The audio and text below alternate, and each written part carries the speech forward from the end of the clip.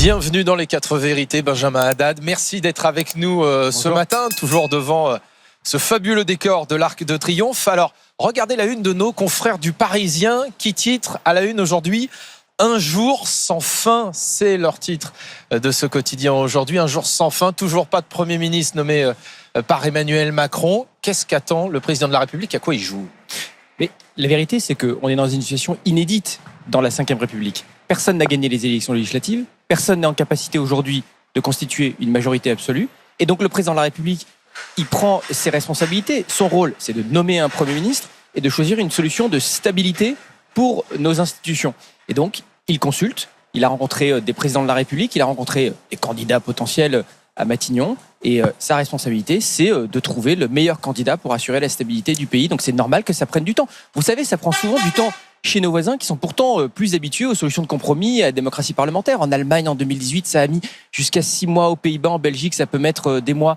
C'est normal qu'on prenne le temps pour gouverner le pays. Alors on verra si ça met 6 mois, peut-être pas, puisque l'Élysée promet un nom dès cette semaine. Parmi les noms, justement, les personnalités pressenties, Thierry Baudet, le président du Conseil économique et social. C'est pas un politique. Est-ce que c'est un profil qui vous conviendrait, député du camp présidentiel? Vous le soutiendriez? Non, mais moi, je ne vais pas commencer à spéculer sur des noms qu'on voit dans la presse. Et c'est au Premier ministre d'aller solliciter le soutien des parlementaires. Et donc ce ne serait pas automatique. Et ce sera la responsabilité du Premier ministre de construire une coalition. Moi, je souhaite la stabilité pour notre pays.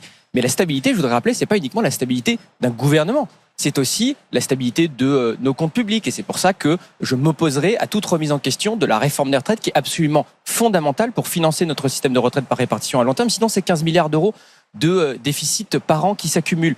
La stabilité, c'est aussi la sécurité de nos concitoyens. La stabilité, c'est la défense de nos valeurs, à commencer par la laïcité ou l'Europe. Voilà, ça c'est au cœur du pacte d'action que les députés Renaissance ont adopté cet été avec Gabriel Attal, et c'est ça que nous défendrons dans une éventuelle coalition. Ce qui est certain, c'est que nous savons... Juste un mot, Thierry Baudet, il a manifesté contre la loi immigration il y a quelques mois. Vous pourriez soutenir à Matignon un Premier ministre qui a manifesté contre un texte que vous avez voté? Moi, j'ai soutenu cette loi immigration qui est essentielle pour maîtriser notre immigration, pour expulser les délinquants étrangers. Je crois qu'elle est attendue par les Français qui veulent une politique de fermeté et de maîtrise de notre immigration. Choisir un profil qui n'est pas politique alors qu'on est dans une période absolument inédite de la Ve République, est-ce que ça vous semble très judicieux? Mais encore une fois, moi je ne vais pas aller commencer à spéculer sur un nom ou un autre que l'on voit. Je pense en revanche que nous devrons changer notre culture politique. On a une culture politique de la confrontation et du conflit. Nous, on l'a dit dès le début, nous n'avons pas gagné ces élections législatives. Donc nous entendons le message qui a été envoyé par les Français.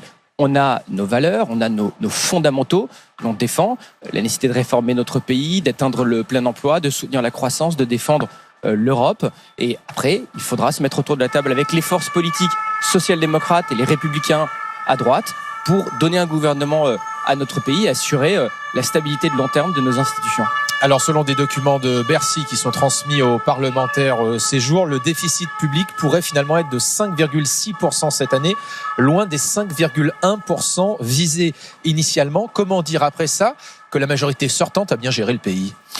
La vérité, Guillaume Darré, c'est que la France vit au-dessus de ses moyens.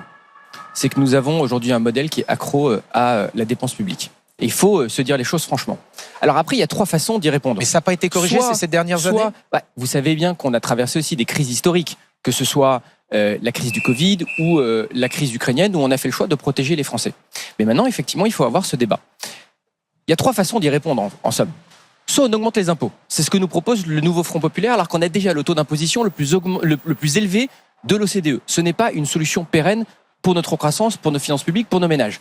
Soit on réduit la dépense publique, et je crois qu'effectivement, il va falloir se poser la question de la transformation de certains de nos services publics, une réflexion de fond sur notre modèle social. À titre personnel, je porterai des amendements de réduction de la dépense publique lors des débats budgétaires des prochains mois. Je constate d'ailleurs que les premiers à nous faire souvent des leçons, comme les Républicains à droite, n'ont déposé que des amendements d'augmentation de la dépense publique. Troisième solution. Des dernières années.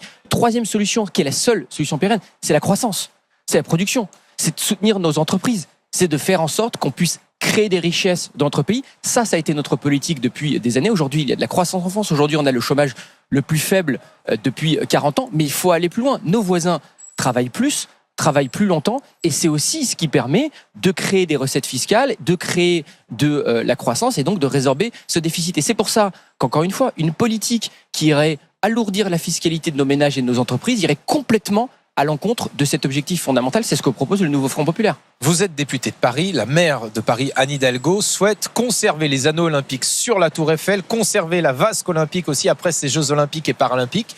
Est-ce que vous y êtes favorable ? Non, j'y suis pas favorable. Écoutez, on a eu une fête extraordinaire avec les Jeux olympiques. On est en train de vivre aujourd'hui beaucoup d'émotions avec les Jeux paralympiques.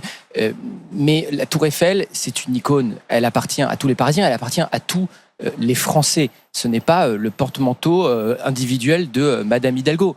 Donc elle n'est pas libre de décider comme ça si on va garder les anneaux. Je crois qu'il y a beaucoup de Français qui sont très réservés vis-à-vis de cette décision. Donc moi je préférais qu'on consulte les Parisiens, voire les Français sur ces décisions. À titre personnel, je n'y suis pas favorable. Vous êtes un spécialiste des États-Unis aussi, où vous avez vécu plusieurs années. Vous en revenez, vous y étiez il y a quelques jours.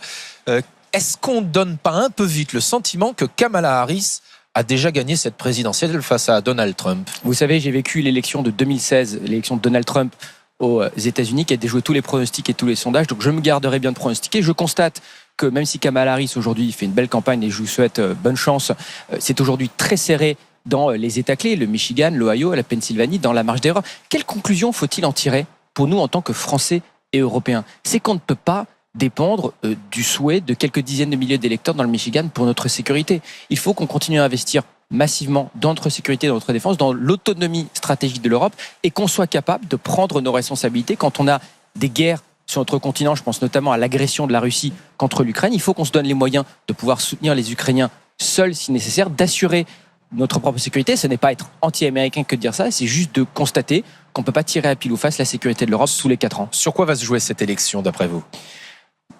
Aujourd'hui, le bilan de Joe Biden, qui pourtant est bon quand on regarde les indicateurs économiques, est vu comme étant très critiqué. Donc Kamala Harris va devoir dessiner une autre vision, une vision positive de l'avenir des États-Unis. Je pense qu'elle ne pourra pas simplement se contenter de faire une campagne contre Donald Trump, de critique de Donald Trump. Ça avait été l'erreur d'Hillary Clinton en 2016. Il faudra dessiner une vision pour l'avenir du pays, mais je crois que c'est ce qu'elle a commencé à faire lors de la convention démocrate. On se trompe parfois, vu de France, quand on a le sentiment que les démocrates, ce seraient les candidats de la France. Kamala Harris, c'est la candidate pro-française ou pas du tout ? Non, parce que je pense qu'il y a un changement de génération profond aux États-Unis. Et au fond, je pense que Joe Biden était le dernier représentant d'une classe politique issue de la guerre froide, qui avait vraiment l'Europe, la relation transatlantique au cœur de sa vision du monde. Alors bien sûr, on a Donald Trump qui défend sa vision isolationniste, unilatérale, nationaliste de la politique étrangère et des relations commerciales. Mais voyez, sur le protectionnisme, sur la volonté de mettre l'Asie, la relation